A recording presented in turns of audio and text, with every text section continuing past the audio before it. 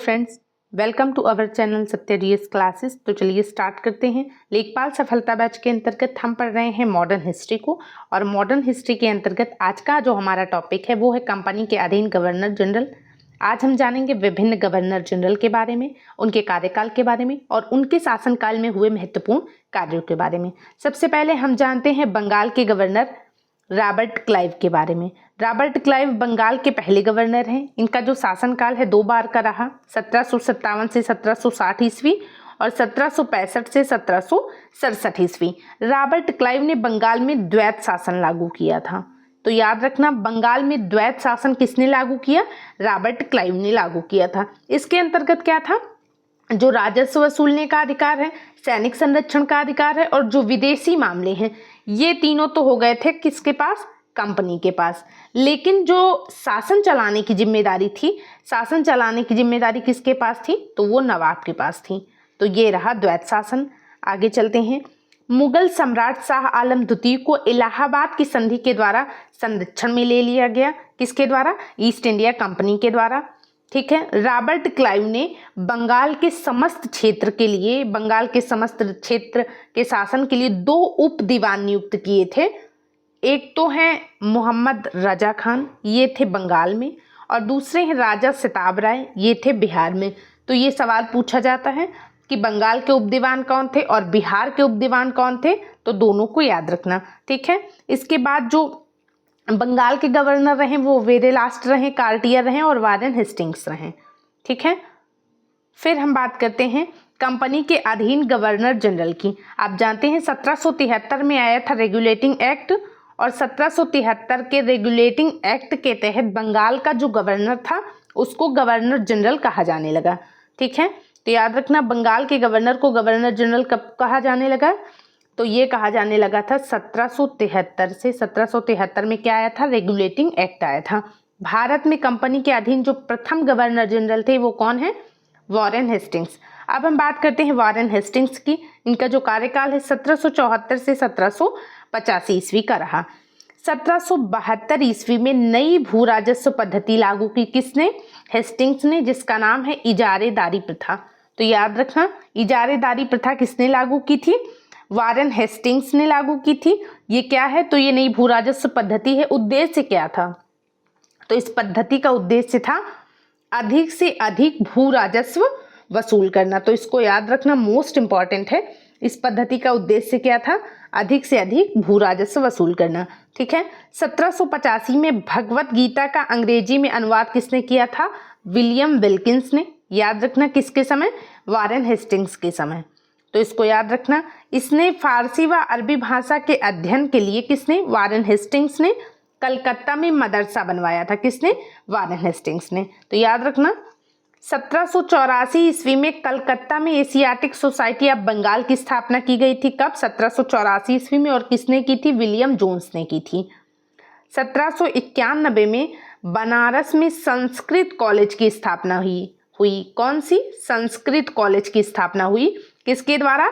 Jonathan Duncan के द्वारा। कहाँ पे हुई? बनारस में हुई। तो इसको याद रखना। मुगल सम्राट को मिलने वाली पेंशन बंद करवा दी। किसने? वारेन हेस्टिंग्स ने। कितनी पेंशन थी? तो 26 लाख रुपए वार्षिक जो पेंशन दी जाती थी मुगल सम्राट को, वारेन हेस्टिंग्स ने उसको बंद करवा दी थी।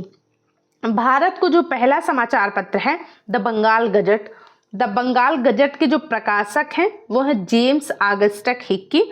तो ये भी याद रखना, जो भारत का पहला समाचार पत्र है वो कब आया था? वारेन हेस्टिंग्स के समय ही। द बंगाल गजट उसका नाम था। उसके प्रकाशक कौन थे? James Augustus Hickey. कलकत्ता में उच्चतम न्यायालय की स्थापना की गई थी। किसके तहत? रेगुलेटिंग एक्ट के तहत। और इसमें जो मुख्य न्यायाधीश थे वो थे एलिजा एम्पे। जो अन्य न्यायाधीश थे उनमें थे चैम्बर्स, लेमेस्टर और हाइड। ठीक है। वारेन हेस्टिंग्स का कार्यकाल बहुत महत्वपूर्ण रहा। इनके समय में हुआ है प्रथम आंग्ल मराठा युद्ध। 1775 से 1782 तक चला। कौन सा? प्रथम आंग्ल मराठा युद्ध। और ये सवाल पूछा जाता है किसके समय? वारेन हेस्टिंग्स के समय। जो द्वितीय आंग्ल मैसूर युद्ध है ये कब होता है? 1780 से 84 तक। ये भी वारेन हेस्टिंग्स के समय होता है। पिट्स इंडिया एक्ट कब आया? 1784 में आया। बोर्ड ऑफ रेवेन्यू की स्थापना कब होती है? तो 1772 में होती है। बहुत इंपॉर्टेंट है, कब होती है? 1772 में। सुरक्षा प्रकोष्ठ की नीति, जिसे बोलते हैं रिंग फेंस पॉलिसी, ये किसके समय आई थी? तो ये भी आई थी वारेन हेस्टिंग्स के समय। अगले जो हैं गवर्नर जनरल, वो हैं कॉर्नवालिस। कॉर्नवालिस का जो कार्यकाल है 1786 से 93 तक रहा और दूसरी बार 1805 ईस्वी रहा। ठीक है।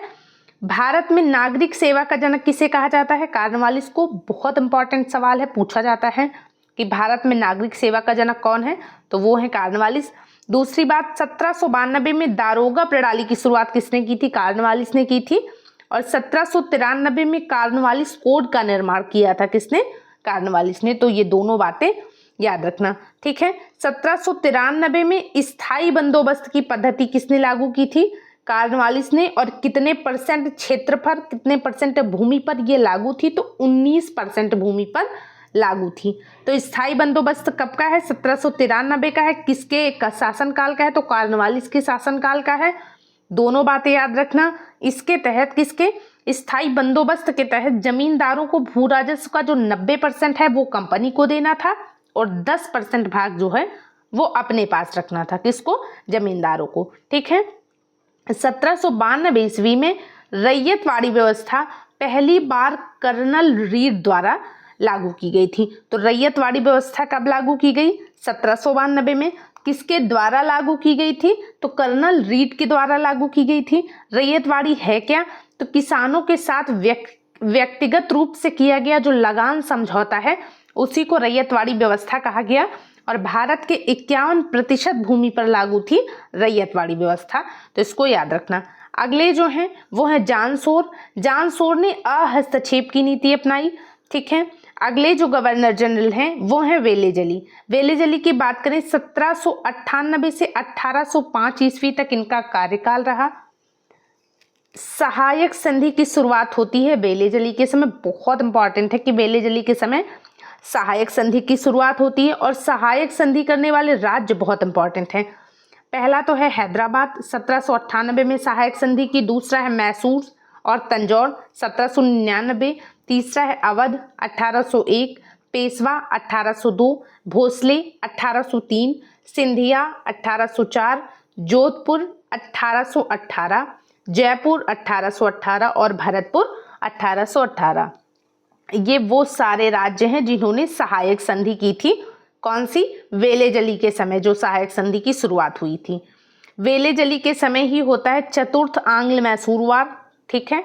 कब होता है? 1799 में होता है। तो इसको याद रखना। और इसी में फोर्थ आंग्ल मैसूर वार में टीपू सुल्तान की मृत्यु हो जाती है। ठीक है। 1800 ईस्वी में फोर्ट विलियम कॉलेज की स्थापना कहाँ पे की गई है? कलकत्ता में। तो इसको भी याद रखना। वेलेजली स्वयं को बंगाल का शेर कहता था।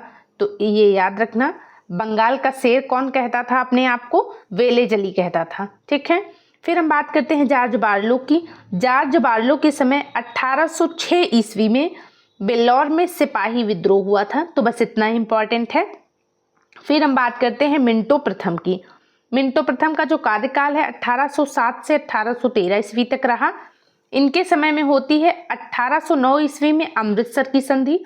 तो मोस्ट इंपॉर्टेंट है। एक तो ये कि अमृतसर की संधि कब हुई? 1809 में।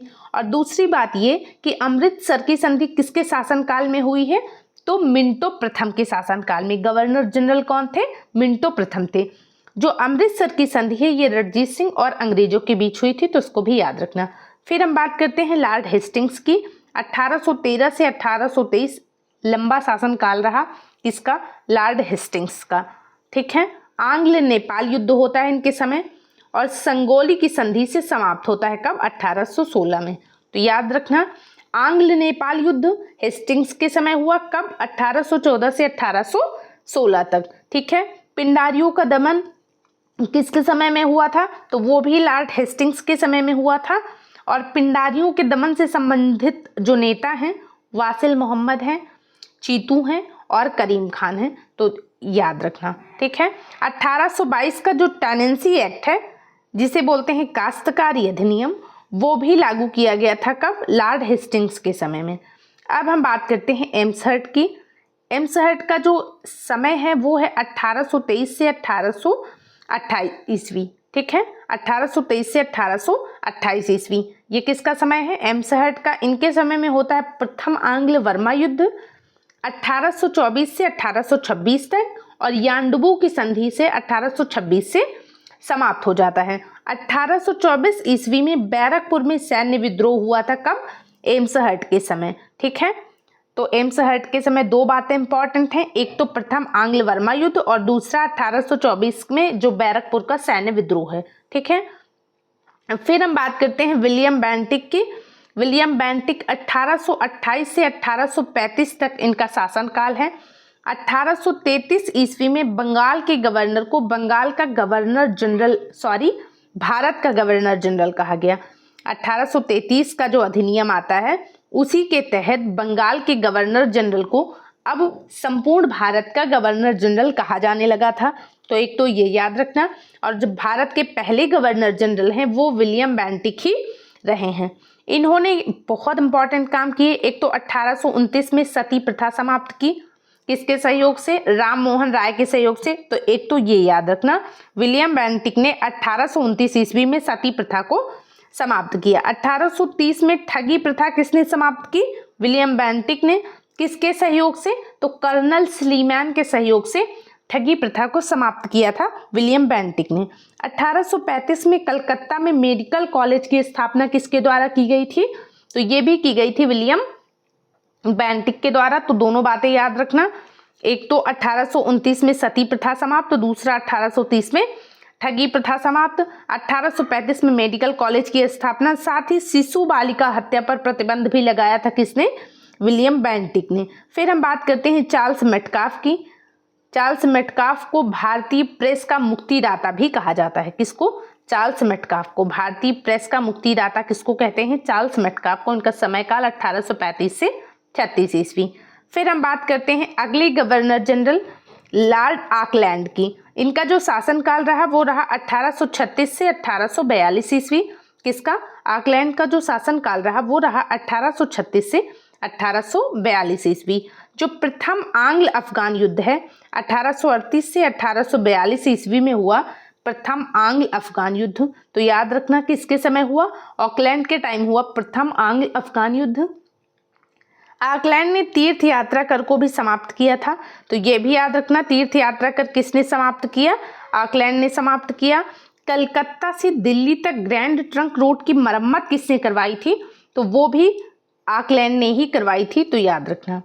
अब हम बात करते हैं अगले गवर्नर जनरल एलनबरो की। एलनबरो का जो टाइम रहा वो रहा 1842 से 1844 ईस्वी तक। सिंध का विलय इस एलनबरो के टाइम पे हुआ था 1843 में। कहाँ पे? ब्रिटिश साम्राज्य में। तो ये याद रखना, एलनबरो के समय में सिंध का विलय हुआ था। कब हुआ था? 1843 ईस्वी में हुआ था। कहाँ पे? ब्रिटिश साम्राज्य में। ठीक है, एलनबरो के समय जो सबसे महत्वपूर्ण सवाल पूछा जाता है वो है दास प्रथा का उन्मूलन। कब किया था? 1843 ईस्वी में दास प्रथा का उन्मूलन किया गया था। किसके टाइम पे?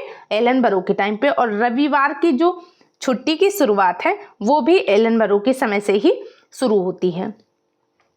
फिर हम बात करते हैं हार्डिंग की।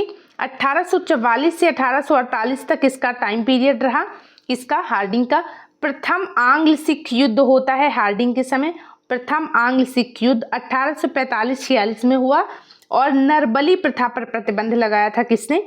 हार्डिंग ने। दोनों महत्वपूर्ण है। प्रथम आंग्ल सिख युद्ध होता है हार्डिंग के समय, और नरबली प्रथा पर प्रतिबंध किसने लगाया था? तो हार्डिंग ने लगाया था। ठीक है, फिर हम बात करते हैं डलहौजी की। 1848 से 1856 ईस्वी। डलहौजी के बारे में बहुत सारे फैक्ट इंपॉर्टेंट है, तो ध्यान से देखना। द्वितीय आंग्ल सिख युद्ध होता है डलहौजी के समय 1848-49 में। द्वितीय आंग्ल सिख युद्ध। ठीक है, पंजाब का ब्रिटिश शासन में विलय हो जाता है। कब? मार्च 1849 ईस्वी में। द्वितीय आंग्ल वर्मा युद्ध भी होता है। कब? डलहौजी के समय। तो दोनों युद्ध, दूसरा आंग्ल सिख युद्ध और दूसरा आंग्ल वर्मा युद्ध डलहौजी के समय में हुआ। इनाम कमीशन की स्थापना कब होती है? 1852 ईस्वी में। इनाम कमीशन को याद रखना, स्थापना कब होती है? 1852 ईस्वी में। किस समय में? डलहौजी के समय में। डलहौजी का जो महत्वपूर्ण सिद्धांत है वो है इनका व्यपगत सिद्धांत, जिसको बोलते हैं डॉक्ट्रिन ऑफ लैप्स। इसके तहत इन्होंने बहुत सारे क्षेत्रों का अंग्रेजी राज्य में विलय किया था अपने व्यपगत सिद्धांत के तहत। तो याद रखना, इनके व्यपगत सिद्धांत के तहत जो सबसे पहला राज्य जिसका अंग्रेजी राज्य में विलय किया गया था वो है सतारा, 1848 ईस्वी में इसका विलय किया गया था। दूसरा है जैतपुर और संभलपुर, 1849 ईस्वी। तीसरा है बघाट, 1850 ईस्वी। उदयपुर, 1852 ईस्वी। झांसी, 1853 ईस्वी। और नागपुर, 1854 ईस्वी। तो इन सबको याद रखना। सतारा का विलय कब होता है? 1848 में। जैतपुर और संभलपुर का विलय होता है 1849 में। बघाट का विलय 1850 में। उदयपुर का विलय होता है 1852 में। झांसी का विलय होता है 1853 में। और नागपुर का विलय होता है 1854 में। ठीक है। अवध का विलय कब होता है? अवध का विलय होता है 1856 ईस्वी में। किस आधार पर? तो याद रखना, कुशासन के आधार पर अवध का विलय किया गया था ब्रिटिश साम्राज्य में। 1854 ईस्वी का वुड डिस्पैच मोस्ट इंपॉर्टेंट है। वुड डिस्पैच कब का है? 1854 ईस्वी का है। और क्यों लाया गया था? तो शिक्षा संबंधी सुधारों के लिए लाया गया था। किसके द्वारा? डलहौजी के द्वारा। मोस्ट इंपॉर्टेंट है, याद रखना। भारत में रेलवे का जनक किसको कहा जाता है? तो वो भी डलहौजी को ही कहा जाता है। प्रथम रेल 1853 में चलाई थी किसने? डलहौजी ने। 1854 ईस्वी में क्या हुआ था? तो पोस्ट ऑफिस एक्ट पारित हुआ था। कब? 1854 ईस्वी में। किसके समय? डलहौजी के समय। भारत में पहली बार सार्वजनिक निर्माण विभाग की स्थापना किसके शासनकाल में की गई थी? तो डलहौजी के शासनकाल में। और शिमला को ग्रीष्मकालीन राजधानी किसने बनाया था? तो वो भी डलहौजी ने बनाया था। तो इसको याद रखना। आगे चलते हैं, बात करते हैं लॉर्ड कैनिंग के बारे में। 1856 से 1862 ईस्वी तक इनका समय रहा।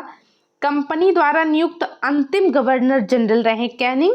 और भारत के जो पहले वायसराय हैं वो कौन है? Lord Canning. तो ये याद रखना। इनके समय में होती है 1857 की क्रांति।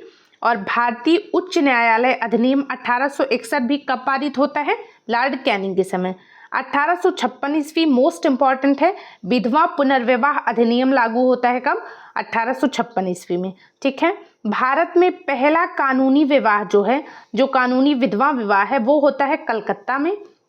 और किसके नेतृत्व में? तो ईश्वरचंद्र विद्यासागर की देखरेख में संपन्न होता है जो पहला विधवा विवाह है। कहाँ पर? कलकत्ता में। ठीक है। 1857 ईस्वी में महालेखा परीक्षक पद का सृजन किया गया था। किसके समय में? तो कैनिंग के समय में, याद रखना। और मुगल सम्राट का पद भी समाप्त कर दिया गया था 1858 के अधिनियम द्वारा। तो ये इंपॉर्टेंट है। 1861 में क्या हुआ था? एक तो इंडियन काउंसिल एक्ट पारित हुआ था 1861 में। और इसी के तहत पोर्टफोलियो प्रणाली भी लागू की गई थी। तो इसको भी याद रखना। ठीक है। 1861 में ही आधुनिक भारतीय पुरातत्व सर्वेक्षण की भी स्थापना हुई थी। तो पुरातत्व सर्वेक्षण की स्थापना को याद रखना कब हुई थी? 1861 ईस्वी में। फिर हम बात करते हैं लॉर्ड एल्गिन की। बहावी आंदोलन का दमन किसने किया था? तो वो एल्गिन ने किया था। ठीक है।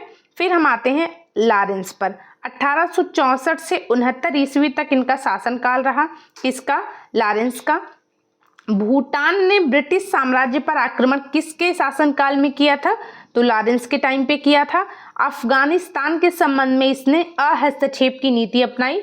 और इसी को शानदार निष्क्रियता की नीति भी कहा जाता है। तो इसको भी याद रखना। ठीक है। उड़ीसा में अकाल कब पड़ता है? 1866 ईस्वी में, लॉरेंस के शासनकाल में।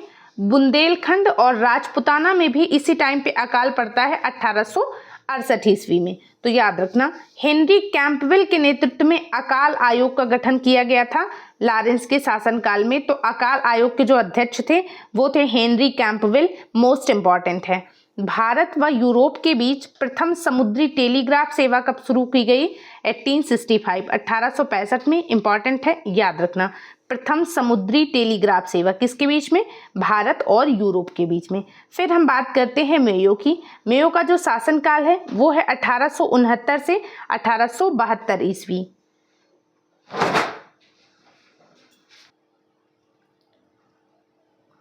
भारत व यूरोप के बीच प्रथम समुद्री टेलीग्राफ सेवा कब शुरू की गई?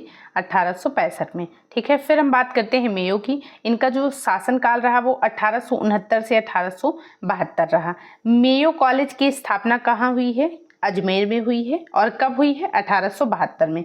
तो याद रखना, जो मेयो हैं इनके शासनकाल में अजमेर में मेयो कॉलेज की स्थापना हुई थी 1872 ईस्वी में। 1872 ईस्वी में ही कृषि विभाग की भी स्थापना होती है।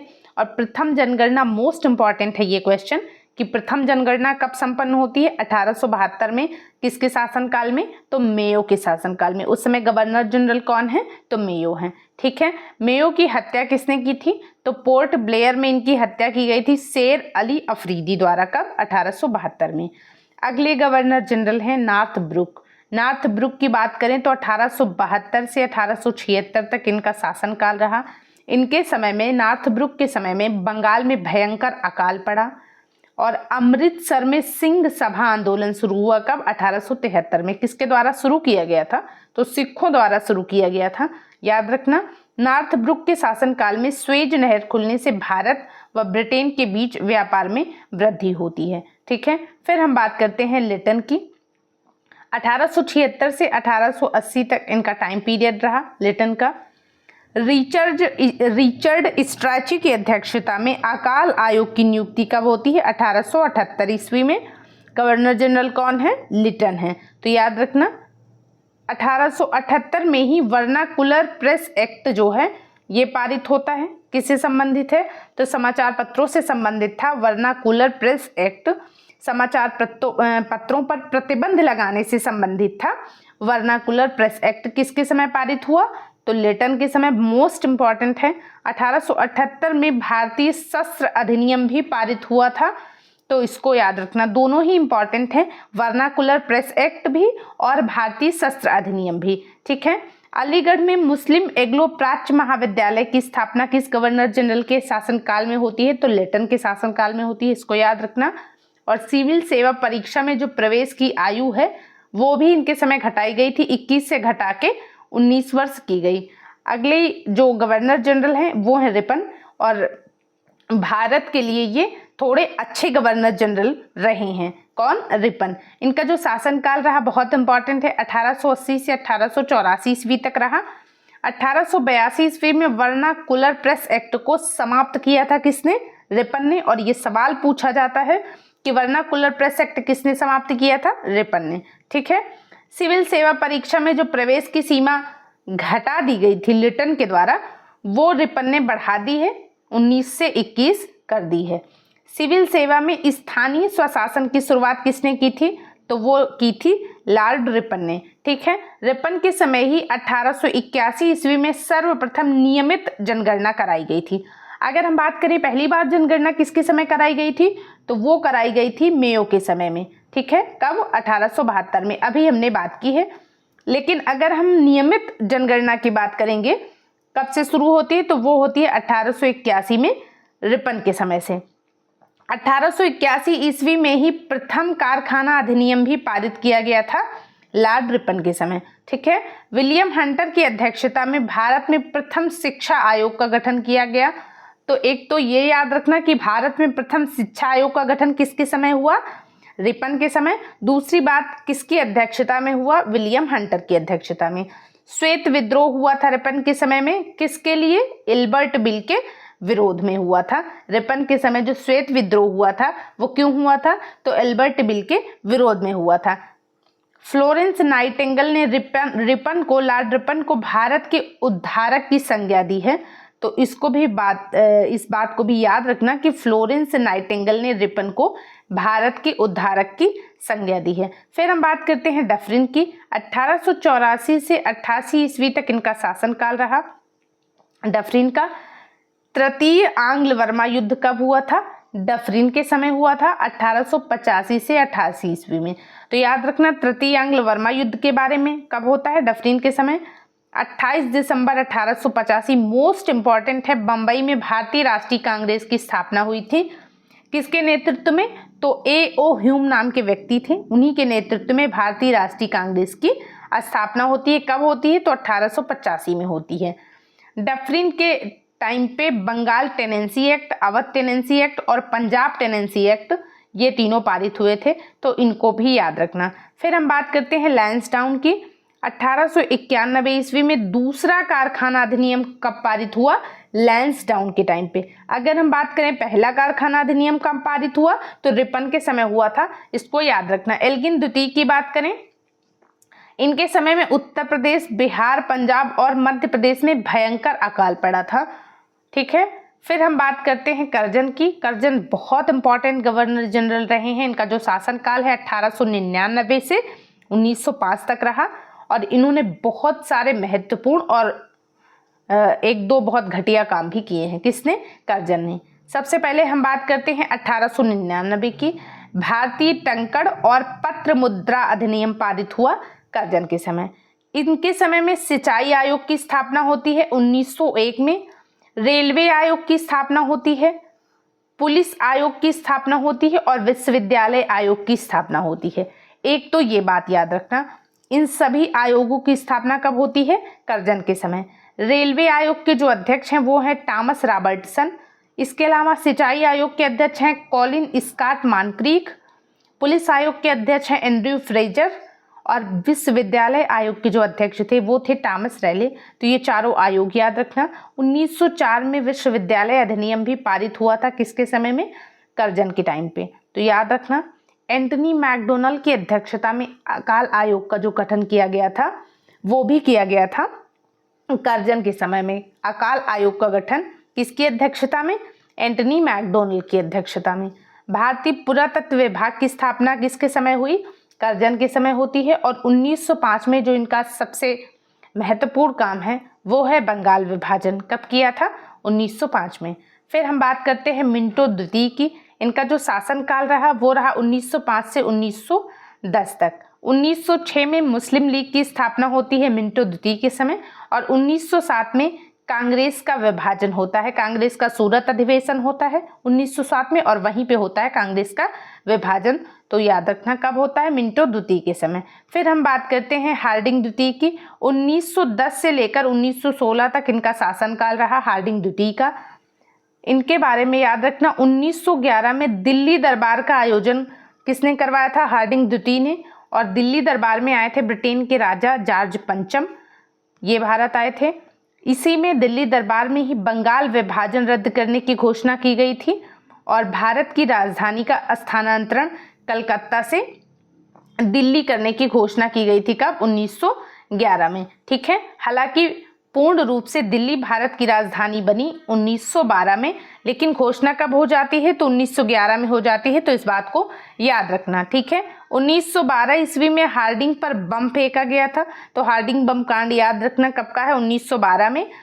कहाँ पे? तो दिल्ली में हुआ था। तो इसी को कहते हैं दिल्ली षड्यंत्र केस। तो ये भी याद रखना, दिल्ली षड्यंत्र केस कब का है? 1912 ईस्वी का है। ठीक है।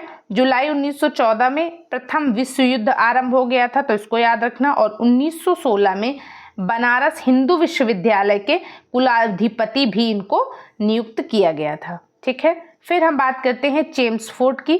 चेम्सफोर्ड का जो शासनकाल रहा 1916 से लेकर 1921 ईस्वी तक रहा। इनके समय में, चेम्सफोर्ड के समय में 1916 में होता है कांग्रेस का लखनऊ अधिवेशन और लखनऊ अधिवेशन में ही होता है कांग्रेस का एकीकरण। कांग्रेस का विभाजन कब हुआ था? तो 1907 में सूरत अधिवेशन में कांग्रेस का विभाजन हुआ था गरम दल और नरम दल में। फिर 1916 में होता है कांग्रेस का एकीकरण और 1916 में ही होता है कांग्रेस लीग समझौता, कांग्रेस और मुस्लिम लीग के बीच में समझौता। इसी को लखनऊ समझौता भी कहते हैं। तो याद रखना, कांग्रेस लीग समझौता हो या लखनऊ समझौता हो, दोनों कब हुए हैं? 1916 में। 1916 में ही पूना में महिला विश्वविद्यालय की स्थापना भी की गई थी। किसके समय में? चेम्सफोर्ड के समय में। 1917 में शिक्षा से संबंधित सैडलर आयोग का गठन किया गया था। तो दो बातें याद रखना, एक तो सैडलर आयोग का गठन कब किया गया? 1917 में। दूसरा, उस समय गवर्नर जनरल कौन था भारत में? तो वो थे चेम्सफोर्ड। ठीक है। 1919 एक तो रॉलेट एक्ट पारित हुआ था, दूसरा जलियांवाला बाग हत्याकांड भी कब हुआ था? 1919 में ही। 1920 में एम.एन. राय ने भारतीय कम्युनिस्ट पार्टी का गठन किया था। तो इस सवाल को भी याद रखना। फिर हम बात करते हैं रीडिंग का जो शासनकाल रहा 1921 से 1926 ईस्वी तक रहा।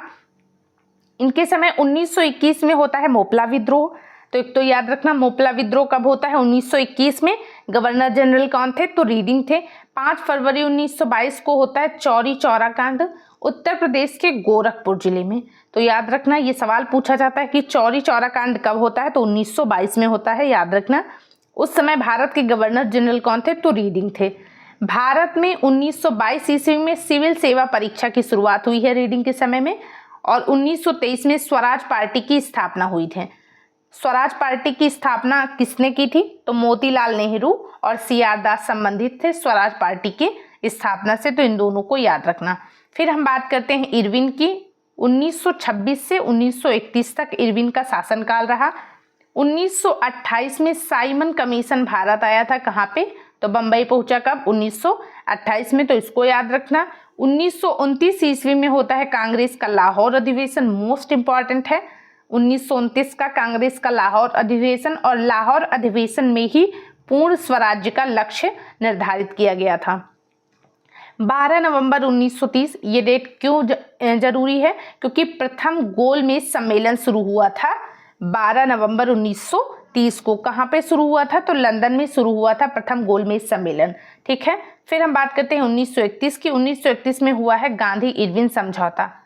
तो ये सारी बातें याद रखना। अगले जो गवर्नर जनरल हैं वो हैं वेलिंगटन। वेलिंगटन का जो शासनकाल है 1931 से 1936 ईस्वी है। 7 सितंबर से 1 दिसंबर 1931 तक। या आप बस इतना ही याद रखना कि 1931 में द्वितीय गोलमेज सम्मेलन का आयोजन हुआ। ठीक है। द्वितीय गोलमेज सम्मेलन का आयोजन कब हुआ? 1931 में, और इसमें कांग्रेस का प्रतिनिधित्व गांधी जी ने किया था। प्रथम गोलमेज सम्मेलन में कांग्रेस ने भाग नहीं लिया था, तो इस बात को भी याद रखना। और जो दूसरा गोलमेज सम्मेलन हुआ है उसमें कांग्रेस ने भाग लिया था। किसने नेतृत्व किया? तो गांधी जी ने किया था। 16 अगस्त 1932 रैमजे मैकडोनाल्ड ने सांप्रदायिक पंचायत की घोषणा की थी। तो सांप्रदायिक पंचायत कब का है? 1932 का है। ठीक है। पूना समझौता कब हुआ? तो ये भी हुआ 1932 में। 24 सितंबर 1932 को होता है पूना समझौता, और तृतीय गोलमेज सम्मेलन भी 1932 में हुआ है। ठीक है। तो इसको भी याद रखना। फिर हम बात करते हैं लिनलिथगो की। इनका जो समय काल है वो है 1936 से लेकर 1943 ईस्वी। किसका? लिनलिथगो का। ठीक है। लिनलिथगो के समय पहली बार चुनाव हुए थे, और कांग्रेस ने 11 में से 8 प्रांतों में अपनी सरकार बनाई थी। तो पहली बार चुनाव किसके शासनकाल में हुए थे? लिनलिथगो के समय में हुए थे, और कांग्रेस ने 11 में से 8 प्रांतों में अपनी सरकार भी बनाई थी। 1939 में क्या हुआ था? द्वितीय विश्व युद्ध प्रारंभ हुआ था 1939 में, और 1939 में ही सुभाष चंद्र बोस ने फॉरवर्ड ब्लॉक का भी गठन किया था। तो इसको भी याद रखना। जो फॉरवर्ड ब्लॉक का गठन है वो किसने किया था? सुभाष चंद्र बोस ने। कब किया था? 1939 में। 1940 में मुस्लिम लीग का लाहौर अधिवेशन होता है, और यही लाहौर अधिवेशन में पाकिस्तान की मांग होती है। ठीक है। 1940 ईस्वी में आता है अगस्त प्रस्ताव। किसके द्वारा लाया गया था? तो अंग्रेजों के द्वारा लाया गया था अगस्त प्रस्ताव को। तो इसको याद रखना। अगस्त प्रस्ताव है कब का? 1940 का। 1942 में आया है क्रिप्स मिशन। तो याद रखना, क्रिप्स मिशन भारत कब आया? 1942 ईस्वी में, लिनलिथगो के समय। फिर भारत के गवर्नर जनरल बनते हैं लॉर्ड वेवेल। वेवेल का जो समय है वो है 1944 से 1947 ईस्वी। वेवेल के टाइम पे हुआ है 1945 में शिमला समझौता या शिमला सम्मेलन, मोस्ट इंपॉर्टेंट है। और 1946 में कैबिनेट मिशन भारत आया। तो ये भी याद रखना, कैबिनेट मिशन भारत कब आया? 1946 ईस्वी में। ठीक है। अब हम बात करते हैं माउंटबेटन की। माउंटबेटन का जो शासनकाल है वो मार्च 1947 से लेकर जून 1948 तक रहा। 3 जून 1947, ये डेट क्यों इंपॉर्टेंट है? क्योंकि 3 जून 1947 को माउंटबेटन योजना की घोषणा की गई थी, और इसी में भारत विभाजन भी शामिल है। ठीक है। 4 जुलाई 1947 को भारतीय स्वतंत्रता विधेयक ब्रिटिश संसद में प्रस्तुत किया गया था, और उसे 18 जुलाई को स्वीकृत किया गया है। किसके द्वारा? ब्रिटिश संसद के द्वारा। ठीक है। 15 अगस्त 1947 को हमारा भारत स्वतंत्र हो जाता है। स्वतंत्र भारत के जो प्रथम गवर्नर जनरल हैं वो है लॉर्ड माउंटबेटन। तो ये बहुत इंपॉर्टेंट है। और स्वतंत्र भारत के प्रथम और अंतिम भारतीय गवर्नर जनरल कौन है? तो वो है सी राजगोपालाचारी। ठीक है, आई होप आपको ये क्लास पसंद आएगी। अगर आती है तो प्लीज इसे लाइक और शेयर जरूर करें। Thank you so much.